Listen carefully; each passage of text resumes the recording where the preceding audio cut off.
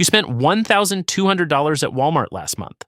You spent $340 on gas. You spent $89 at CVS and $200 at Target, and you got exactly $0 back. Not because cashback doesn't exist, because you didn't know the system. The average American household leaves between $600 and $1,400 per year on the table simply by paying full price for things they were already going to buy. That's not a small number. That's a car payment. That's 2 months of groceries. That's a flight to Europe. And every single dollar of it was legally yours to claim. My name is John, and this is John's Finance Insights, the channel where we don't talk about getting rich quick. We talk about stopping the bleeding first. If you're new here, subscribe now. Because what we cover on this channel is the kind of financial mechanics that most people walk past every single day without ever seeing. Today is about cashback apps, not the vague concept, the actual system. The stacking, the sequencing, the specific apps, and the behavioral traps that make most people quit before they ever collect. Let me give you the framework first. Cashback apps are not coupons. This is the first reframe you need to make. Coupons require you to change your behavior. Buy something different, buy something extra. Cashback apps reward you for transactions you were already going to make. That distinction is everything. When you buy toilet paper at Walmart, that money is leaving your account regardless. The question is whether 3%, 5%, or 10% of it comes back to you, or whether it silently disappears into corporate margin. Researchers at the University of Chicago found that when consumers are given a structured reward mechanism with immediate feedback, their perceived value of the transaction increases by 23% without any actual change in spending behavior. In other words, cashback doesn't make you spend more. It makes the money you were already spending work harder. That's the psychology behind why this system works, and why the companies funding these apps are perfectly comfortable paying you. They're paying you out of marketing budgets, not out of product margin. Now let's talk about the actual tools. The app most people have heard of is Rakuten, formerly Ebates. Rakuten partners with over 3,500 retailers in the US, including Walmart, Nike, Macy's, Sephora, and Apple. When you shop through the Rakuten portal or browser extension, a percentage of your purchase comes back as cash, deposited directly into your PayPal or sent as a check every quarter. The average cashback rate across categories is between 3% and 8%. But during promotional periods, some retailers jump to 15% or even 20%.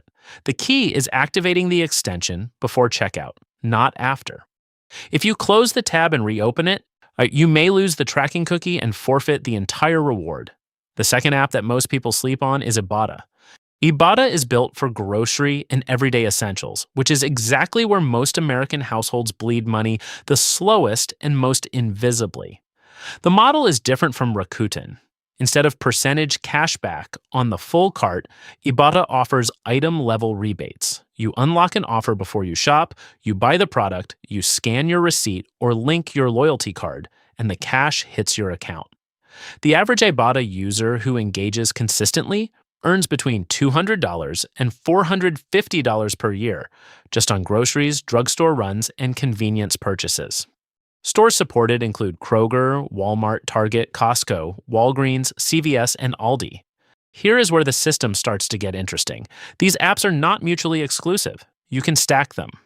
This is the mechanic that separates the people earning 3% from the people earning 10%. And here is a real scenario. You need to buy a $400 appliance from Best Buy. Step 1. You open Rakuten and activate the Best Buy portal, currently at 3% cashback. That's $12 back on your purchase. Step 2. You pay with a Chase Freedom Flex credit card, which offers 5% on rotating quarterly categories, and Best Buy is eligible this quarter. That's another $20. Step 3. You check Ibotta for any electronics rebates, not common, but occasionally available on specific brands. Step 4. Best Buy has its own loyalty program, My Best Buy, which adds another 1.5 points per dollar.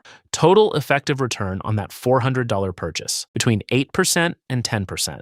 You didn't buy anything you weren't going to buy. You didn't use a coupon. You simply routed the transaction through the right sequence of tools. Data suggests a pattern here that the financial industry rarely talks about. The gap between high-income earners and middle-income earners in the US is not just about how much money they make. It's about how efficiently they recapture money they already spent. A study tracking spending behaviors across income brackets found that households earning above $150,000 per year are 3.4 times more likely to use structured reward stacking systems consistently. Not because they need the money more, because they were taught to think about the exit, not just the entrance. The third app in the stack is Dosh. Dosh is different because it's completely passive. You link your debit or credit card once, and every time you shop at a participating merchant, the cashback is automatically applied. No scanning, no portals, no activation. Dosh works at restaurants, hotels, and select retail locations. If you travel for work or eat out regularly, Dosh is running silently in the background, returning 3% to 5% per transaction without you doing anything after the initial setup. Let's address the concern most people have at this point. Is this safe? Am I giving these apps my card information? This is a legitimate question. The answer is nuanced. Apps like Dosh use bank-level tokenization, the same technology behind Apple Pay and Google Pay. Your actual card number is never stored on their servers. What they see is a transaction hash and a merchant code. That said, the Consumer Financial Protection Bureau published guidance in 2024 recommending that users review the data sharing permissions of any financial app before linking accounts. You have the right to know exactly what is being shared.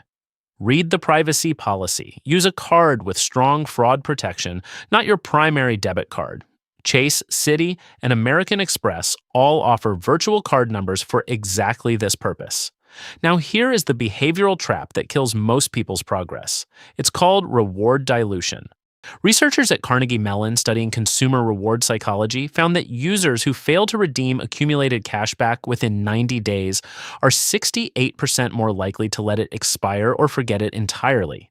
The apps know this. Ibotta has a 0.00 minimum payout. Rakuten pays out quarterly regardless. But Dosh requires a $15 minimum before withdrawal. The trick is to set a calendar reminder every 90 days to log in, review your balance, and transfer it out.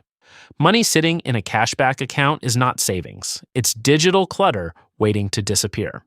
The most underutilized tool in the entire cashback ecosystem is a gas app called Upside. The average American spends between $2,000 and $3,600 per year on gasoline. That is one of the single largest recurring expenses for working households. Upside offers 10 to 25 cents per gallon cashback at participating stations across the U.S. It uses GPS to confirm your fill-up. You claim the offer in the app, you pump, you take a photo of your receipt. Average user savings between $180 and $350 per year just on gas from a transaction you cannot avoid making. There is a mid-level strategy most content creators won't tell you about because it requires a little more setup. It's called the credit card manufactured spend cycle.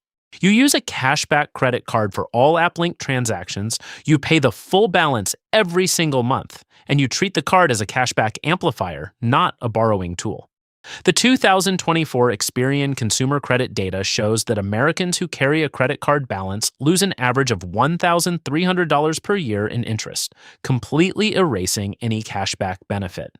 If you carry a balance, the math is negative. If you pay in full every month, the math is quietly additive every single transaction. Let's put a real number on this. Annual grocery spend, $7,200. Ibotta return at 4%, $288. Annual gas spend, $2,800. Upside return at 8 cents per gallon average, $190. Online shopping at Rakuten, 3 to 6% across electronics, clothing, and household, $240. Dosh passive restaurant and hotel return at 4%, $120. Chase Freedom Flex, 5% rotating category bonus on top of Rakuten, $85. Total annual recapture, $923. Not from a side hustle, not from an investment. From money you were spending regardless. Here's the reframe that changes everything. Most people think about income as the lever, earn more, have more. But the highest leverage financial move for a household earning $60,000 to $100,000 per year is not increasing income by 5%. It's increasing spend efficiency by 8% because a 5% income increase is taxable. Cashback is not. The IRS treats cashback rewards as a purchase discount, not as income. That means every dollar you recapture through this system is a post-tax dollar, and a post-tax dollar at the 22% bracket is worth $1.28 in pre-tax earnings. This is the moment where you decide which category of person you are. There are people who read content like this and think, that's interesting. And there are people who read content like this and think, I'm setting up Rakuten, Ibotta, Upside, and Dosh before this weekend. The difference between those two people compounded over 10 years is not a few $100s. It's the mindset gap between reacting to your finances and engineering them. Before we close, let's bring it together. Cashback is not about coupons. It is a structured recapture system for money already in motion. Rakuten handles your online shopping. Ibotta handles your groceries and receipts. Dosh runs silently on your linked card. Upside handles your gas. A travel-optimized credit card handles the gaps. Stack them in sequence. Never use a credit card you can't pay off monthly. Transfer your balances every 90 days. And remember, the IRS doesn't tax cashback. Every dollar recaptured is a full post-tax dollar in your pocket. The system doesn't care whether you knew about it or not. It was running without you either way. Now you know. The only question is whether you run it or leave it to someone else.